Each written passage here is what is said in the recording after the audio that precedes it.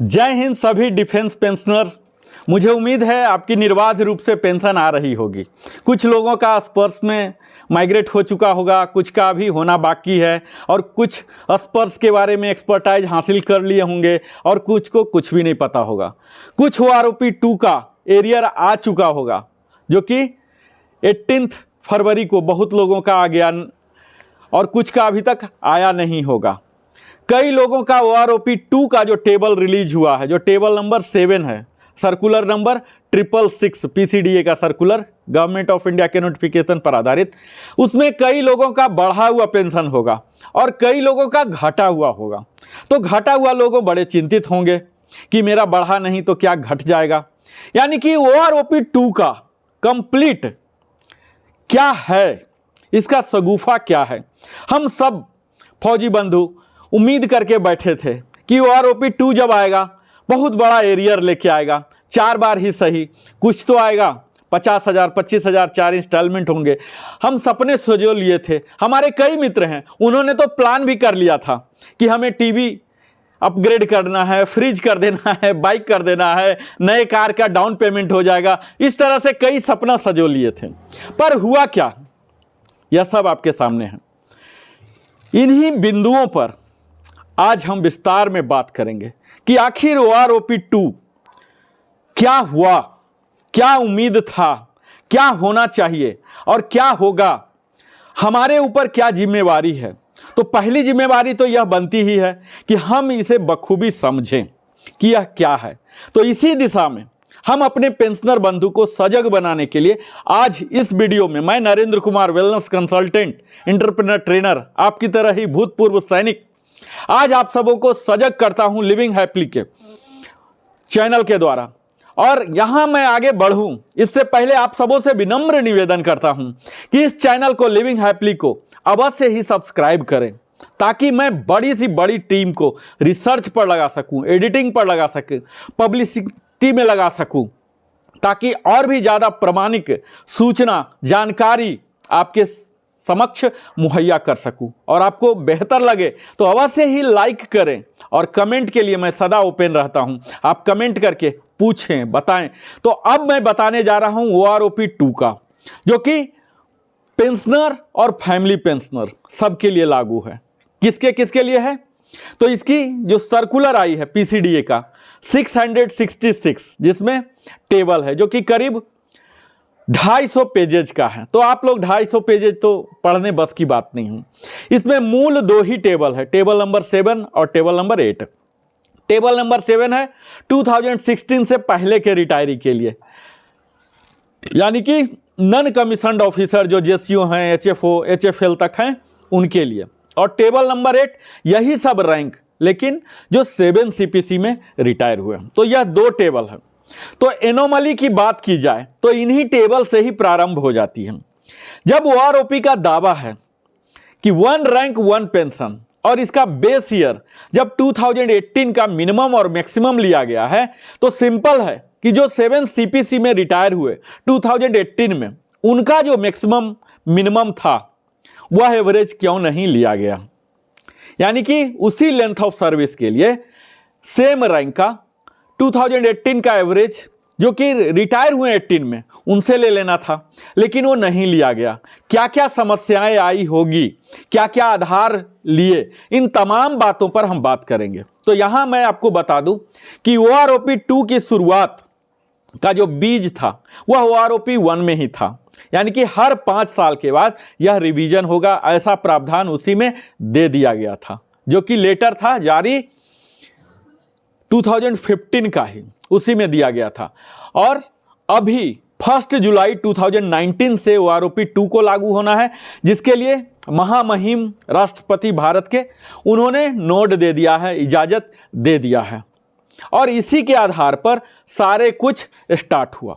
अब जो स्पर्श में माइग्रेट हो चुके हैं उनमें से करीब 20,75,000 अभी तक स्पर्श के वेबसाइट के मुताबिक माइग्रेशन हो चुका है डिफेंस पेंशनर का, जिसमें से करीब 4.5 लाख का न्यू OROP 2 के हिसाब से एरियर भी पेमेंट हो चुका है। और कुछ का तो जनवरी माह से ही न्यू रेट से आने लगा और कुछ का फरवरी माह से आना शुरू हो जाएगा। और कुछ का जो माइग्रेटेड नहीं हुए हैं और टेबल में जिनका इन्हेंस्ड वैल्यू दिखा रहा है, तो उनके लिए भी इस महीने तक यानी कि फरवरी के एंड तक उनका भी OROP2 में आ जाएगा। लेकिन यह परसेंटेज जिनका एरियर आ गया है या आ जाएगा, यह तभी होगा जब आपका टेबल में इन्हेंस दिखा रहा हो। मैंने अपने पिछले वीडियो में टेबल भी दिखाया था और यह भी बताया था कि टेबल को किस तरह से आपके लिए रीड करना है, क्या क्वालिफाइंग सर्विस आपका है और क्या रैंक है, यानी कि कॉलम को और रो को किस तरह से रीड करना, यह मैं सब बताया था। तो यहाँ यह नहीं बता पाऊंगा।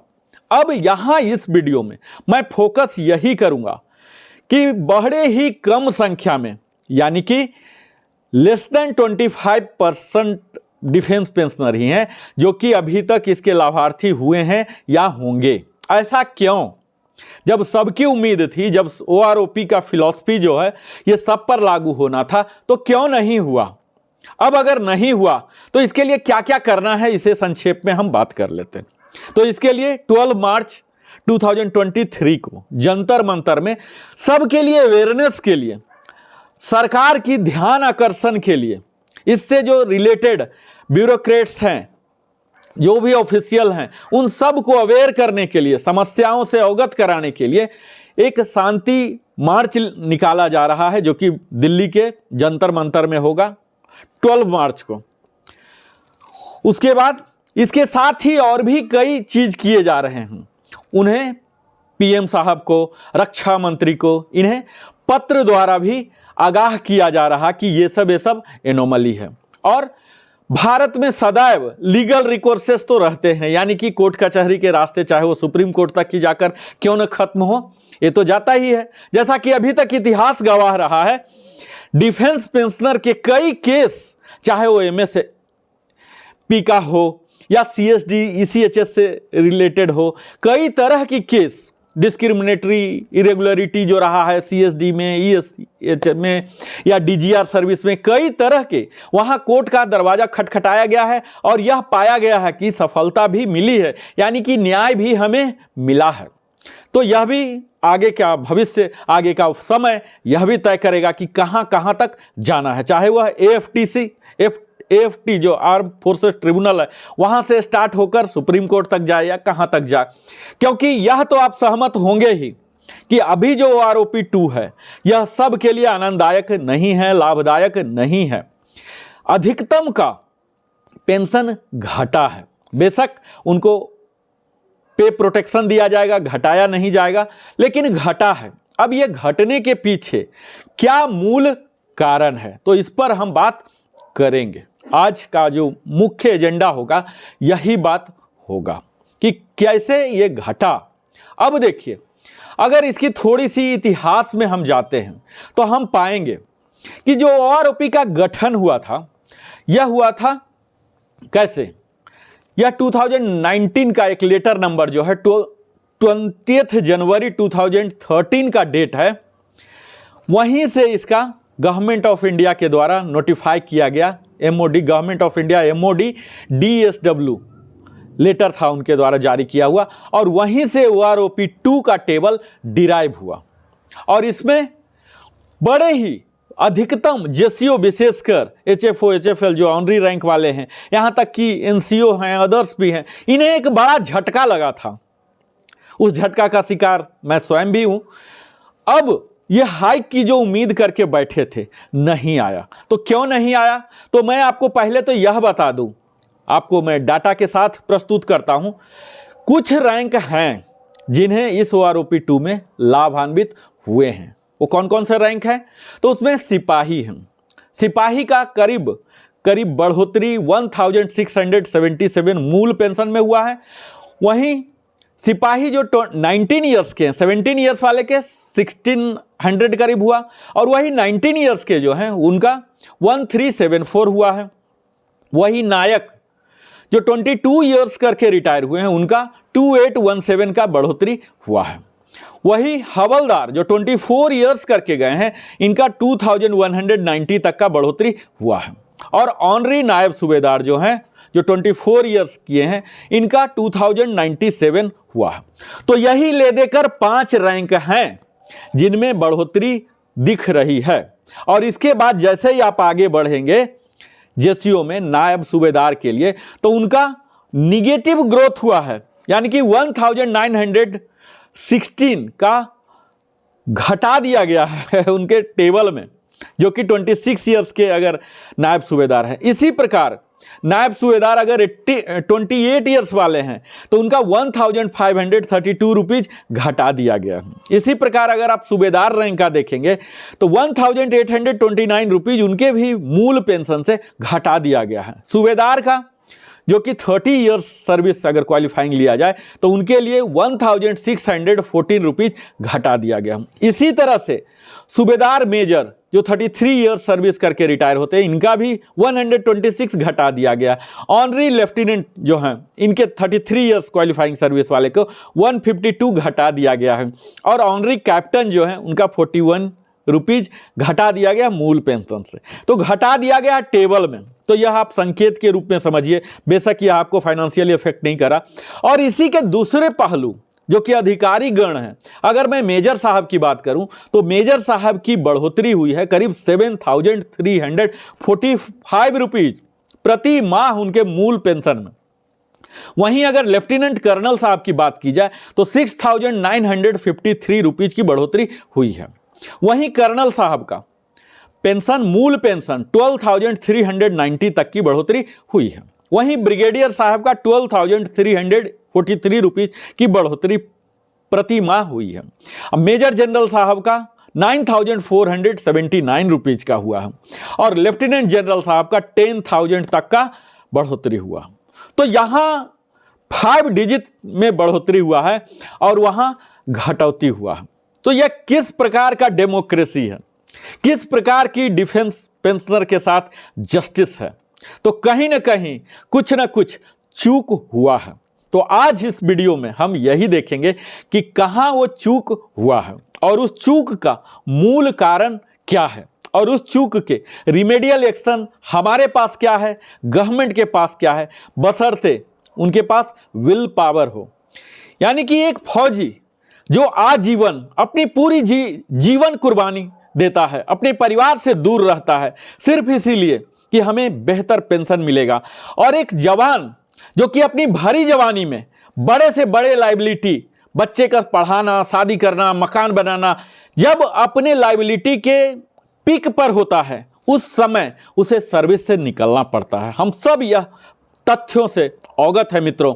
जब एक फौजी बाहर निकलता है, अपना वर्दी उतारता है, कितने गहरे दुखी मन से निकलता है, क्योंकि उसे अपने परिवार का लायबिलिटी एक पहाड़ के समान दिखता है और उस समय वह एक पेंशन ही है जो उसे एक सहारा, सुरक्षा और सम्मान दिलाता है। तो यह पेंशन सुरक्षा, सम्मान दिलाने के लिए तो यह पर्याप्त मात्रा में, प्रचुर मात्रा में तो होनी ही चाहिए। तभी एक सर्विंग जो हमारे फौजी हैं उनके मोरल को हाई रखा जा सकता है और तभी वह देश के लिए अपने जान तक कुर्बान करते रहे हैं, करते रहेंगे। तो इसके लिए जरूरत है सरकार को इस दिशा में दिशा निर्देश जारी करना, ताकि आज महंगाई तो निरंतर बढ़ेगा, इसे तो हम स्वप्न में भी नहीं सोच सकते कि महंगाई घटेगा, महंगाई बढ़ना ही है। तो इस महंगाई को बीट करने के लिए एक ही है कि सैलरी में बढ़ोतरी हो, पेंशन में बढ़ोतरी हो, खासकर उन पेंशनर के लिए जो कि सिर्फ पेंशन पर ही डिपेंड करते हैं। तो यह अति आवश्यक है कि इस OROP2 में उनके लिए बेहतर पैकेज दिया जा सके।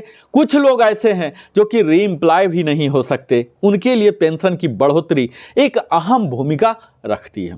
यह मैं बताता हूं कि जो अंतर हुआ उसका कनेक्शन कहीं न कहीं 6th सेंट्रल पे कमीशन से ही है OROP2 का। यानी कि 6 CPC के लागू होने में कुछ न कुछ कमियां छोड़ दी गई थी जो कि बीज के रूप में था, और वही आज OROP2 पर रिफ्लेक्ट हुआ है। मैं इतने तथ्यों को यहाँ प्रस्तुत नहीं कर रहा हूँ क्योंकि ज़्यादा पेचीदा हो जाएगा और मैं वीडियो को चाहता हूँ कि प्रेसाइज रखूँ, लेकिन फिर भी देखता हूँ कितना बड़ा हो जाता है। और मुझे उम्मीद है हमारी वीडियो जब भी आप देखते होंगे तो आप अपने साथ अपने मनोरंजन के साधन, यानी कि जो भी खाना पीना रखना चाहते हो, स्नैक्स रखना चाहते हो, बेशक मदपान और धूम्रपान नहीं, इसके अलावा जो भी हेल्दी डाइट आप रखना चाहते हो, हेल्दी डाइट लेकर बैठें और बड़े ही आराम से सुने, जो कि आपको पूरा OROP 2 का कंसेप्ट क्लियर कर देगा। और अगर हमारे चैनल से आप जुड़े हैं तो पेंशन की तमाम जानकारियां आपको मिलती है यहां। अब हम बात करेंगे कि OROP 2 में अगर सिर्फ एक ग्रुप वाई को लिया जाए और उसके ऑफिसर से एनालिसिस किया जाए और तब देखते हैं कि कहां हम पहुंच रहे हैं। जैसा कि हमने पहले ही बताया कि अगर 17 इयर्स के सिपोई को लिया जाए तो इनकी पेंशन में बढ़ोतरी हो चुकी है 1677 रुपीज का। इसी तरह से अगर सिपाही 19 इयर्स का लिया जाए तो 1374 है, नायक 22 इयर्स का है तो 2817 है, और हवलदार 24 इयर्स का है तो 2190 है, और ऑनरी नायब सूबेदार है तो 2097। यही 5 रैंक हैं जिनका पॉजिटिव ग्रोथ हुआ है, उनको एरियर आएगा या आ गया है, क्योंकि टेबल से ही डिराइव हो रहा है सॉफ्टवेयर के द्वारा, स्पर्श के द्वारा या बैंक के द्वारा। जो माइग्रेटेड नहीं है उनका शीघ्र ही पेंशन एरियर आ जाएगा या बढ़ा हुआ रेट से आ जाएगा। इसके अलावे जो भी हैं सबका घटा ही है, चाहे वो नायब सूबेदार हों 26 इयर्स वाले, 28 इयर्स वाले, सूबेदार हैं 28 इयर्स वाले, 30 इयर्स वाले, या सूबेदार मेजर है 33 इयर्स, या ऑनरी रैंक वाले 33 इयर्स वाले, इन सब का निगेटिव ग्रोथ ही हुआ है। अब इन सब का रिलेशन 6th CPC से ही है, जहां की मेजर साहब का और मेजर साहब से लेके लेफ्टिनेंट जनरल या VCS हैं, चीफ हैं, इन सब का करीब 7,000 से लेके 9,000 10,000 तक का बढ़ोतरी हुआ है। तो ये सब के कारण क्या समस्या है ये तो हम अपने जीवन में देखेंगे ही। अब हम यह बात करेंगे कि ये जिनको मिला भी बड़े ही छोटी मात्रा में मिला है, अब इसके लिए क्या करना है। इसके लिए JCO के लिए तो कुछ इंक्रीज हुआ ही, निगेटिव ग्रोथ हुआ, यानी कि निगेटिव तो मिलेगा नहीं, पॉजिटिव नहीं मिलेगा, यही होगा। अब यहाँ अगर इन सारे तथ्यों पर हम गहरे रूप से विचार करें तो हमें पता लगेगा कि OROP 2 में कई ऐसे रैंक हैं, जैसे ऑनरी नायब सूबेदार हैं जो कि 24 साल और 26 साल वाले हैं, रेगुलर नायब सूबेदार हैं जो कि 26 साल 28 साल वाले, सूबेदार हैं 28 साल वाले, इनका मिनिमम से भी कम कर दिया गया है।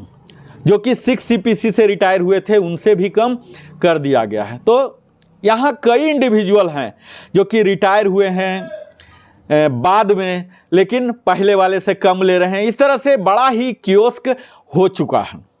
तो यहाँ जो करंट फार्मूला है OROP का, जो कि एवरेज ऑफ मिनिमम और मैक्सिमम, यहाँ फेल होता हुआ दिख रहा है। जैसा कि OROP दावा प्रस्तुत करता है 2018 के जो रिटायरी हैं उनका जो मैक्सिमम पेंशनर है उस क्वालिफाइंग सर्विस के लिए, उस रैंक के लिए, उस सर्विस के लिए, एयरफोर्स के लिए, आर्मी के लिए, नेवी के लिए, सब के लिए अलग अलग स्ट्रक्चर थे, तो इसी तरह से होना है। तो यहाँ कहीं ना कहीं वह फेल होता हुआ दिख रहा है।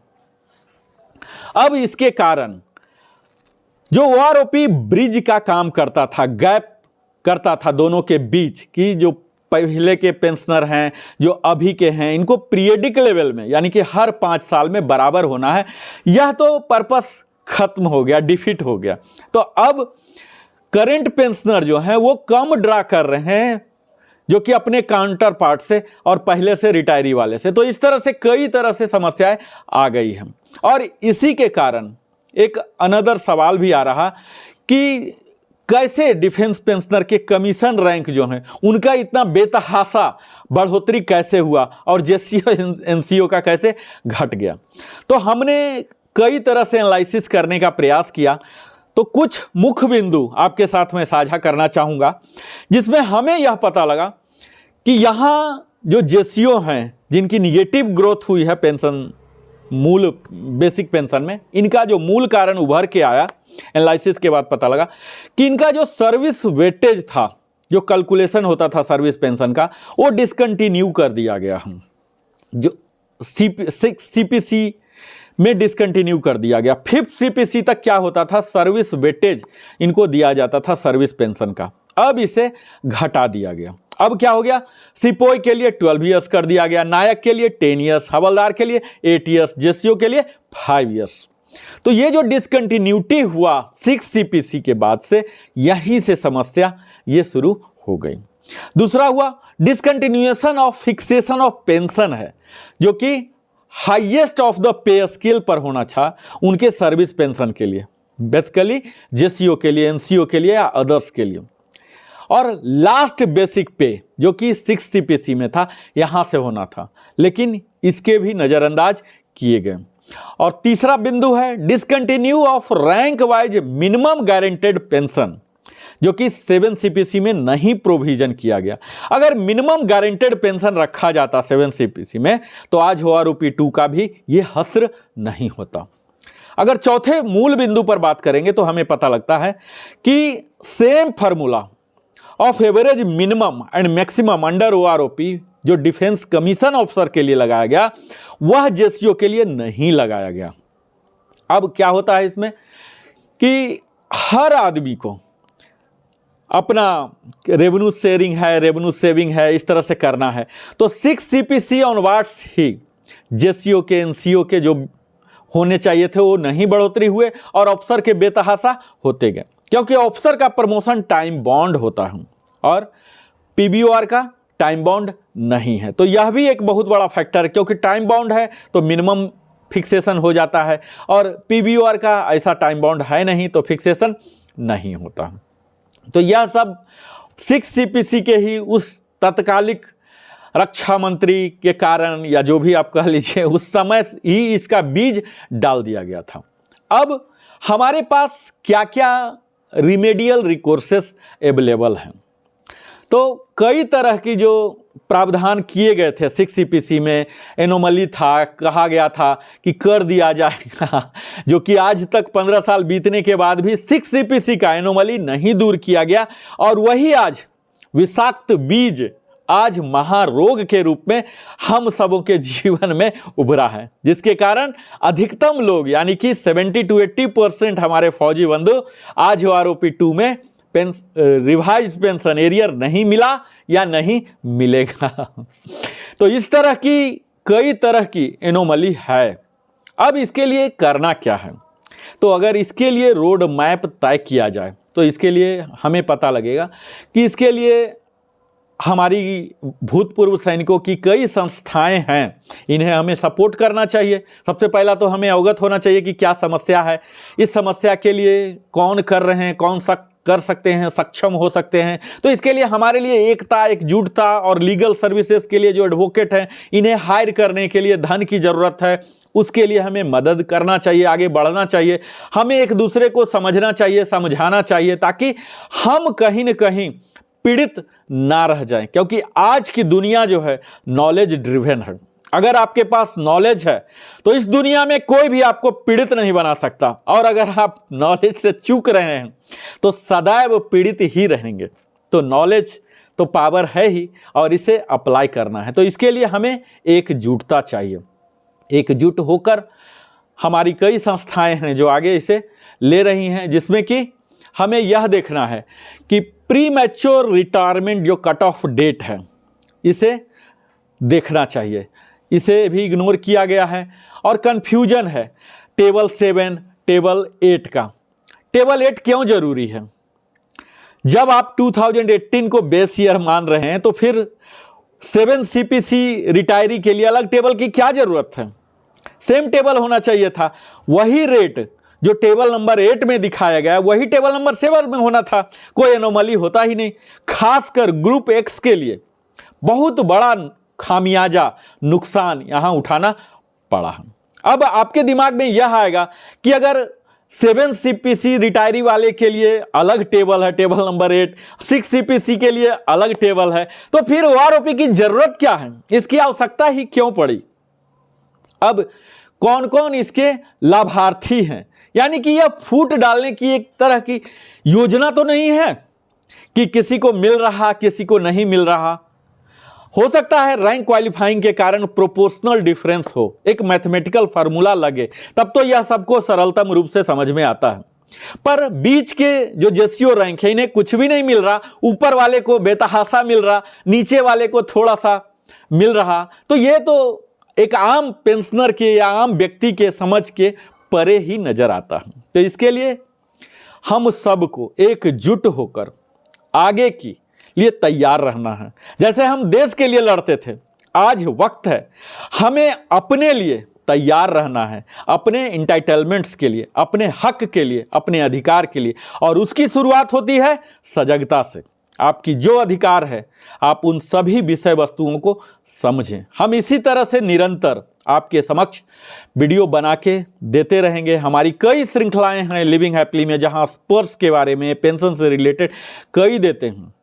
अगर इसके और भी गहराई में जाएंगे तो जो रिक्रूटमेंट रूल्स है जो कि जेसीओ एनसीओ के लिए है, तो यह भी प्रॉपरली ड्राफ्टेड नहीं है। और रैंक वेटेज जो होते हैं, कैलकुलेशन सर्विस पेंशन है जो अप्लीकेबल थे 5th सीपीसी तक, वह मिसिंग होना शुरू हो गया 6th सीपीसी से। और जेसीओ एनसीओ और अदर्स के जो कि पहले फिक्स्ड हुए थे नोशनल बेसिस पर, maximum on the pay scale, और 6th सीपीसी में लास्ट ड्रान पर होने लग गए। तो यहाँ डिफरेंस, यही सब डिफरेंस जो कंसेप्ट ऑफ रैंक वाइज है, मिनिमम गारंटेड पेंशन, तो यह इंप्लीमेंट नहीं हुआ 7th सीपीसी में। यानी कि 7th सीपीसी के सर्कुलर में प्रॉब्लम था, वह अब जाके उसका खामियाजा हमें लेना पड़ रहा। और यहाँ नंबर ऑफ ईयर्स की भी जो बात की जा रही है, तो यहाँ कम से कम लिया गया है। तो ये सब इंक्रीमेंट्स जो हैं, इन्हें भी लेसर नंबर ऑफ लिए गए हैं। सेम फार्मूला जो कि जेसीओ के लिए हैं, कमीशन्ड ऑफिसर के लिए अलग लगाए गए हैं, और lower rate of MSP consider किया गया है।